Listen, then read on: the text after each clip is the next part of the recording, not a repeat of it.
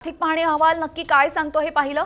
आज अर्थमंत्री निर्मला सीतारमण या बजेट सादर करणारे। बजेट सादर करण्याआधी त्यांनी राष्ट्रपती द्रौपदी मुर्मू यांची भेट घेतलेली आहे। अर्थसचिवांसह त्या त्यांच्या भेटीला गेलेले आहेत आणि बजेटची एक प्रत, अर्थसंकल्पाची एक प्रत त्यांनी राष्ट्रपतींकडे सुपूर्द केलेली आहे।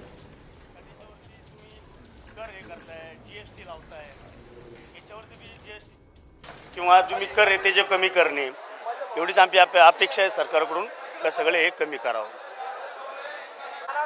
मी एक सर्वसामान्य भारतीय नागरिक आहे, पण काही कारणामुळे जसं ट्रॅव्हलिंगचा खर्च वाढणारे, भाज्यांचे दर वाढलेले आहेत, कडधान्याचे बाजार वाढलेले आहेत, तर हे बाजारभाव किंवा सर्वसामान्य नागरिकांना या महागाईमुळे कंबरडं मोडलेलं आहे। तरी सरकारने ह्या गोष्टी विचार करावा आणि जे काही नवीन तरुण मुलं आहेत त्यांच्यासाठी रोजगार सरकारने उभा करावा, एवढीच मी सरकारला विनंती करत आहे।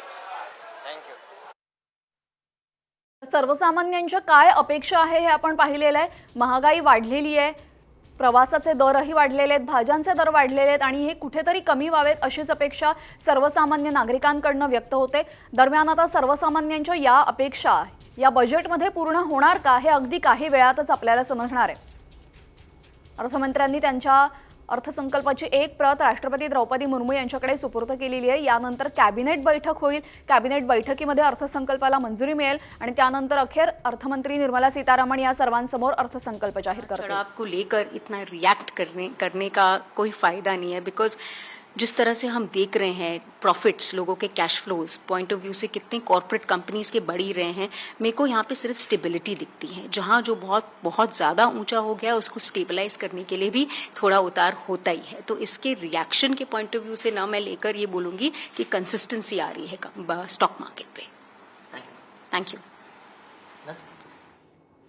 तर बजेटमध्ये नक्की कुणासाठी काय दिलं जाणार याकडे आता सर्वांचं लक्ष, अगदी सर्वसामान्य नागरिकांपासून ते मोठमोठ्या उद्योगपतींपर्यंत सर्वांचंच लक्ष आज सादर होणाऱ्या बजेटकडे लागलेलं आहे। मोदी सरकारच्या तिसऱ्या टर्मचा हा पहिला पूर्ण अर्थसंकल्प अर्थमंत्री निर्मला सीतारमण नेशंस को चाहिए, उनके पास इतनी युवा शक्ति करते आणि ही स्किल ट्रेनिंग दे के उनको हम भेज सकते हैं, क्योंकि हमको अनएम्प्लॉयमेंट नहीं चाहिए, हमको युवा को हार्नेस करने का है, अपने देश को सुधारने का है। ये युवा बाहर जाके पैसे कमा के घर में भेजते हैं तो अपना देश बलवान होता है।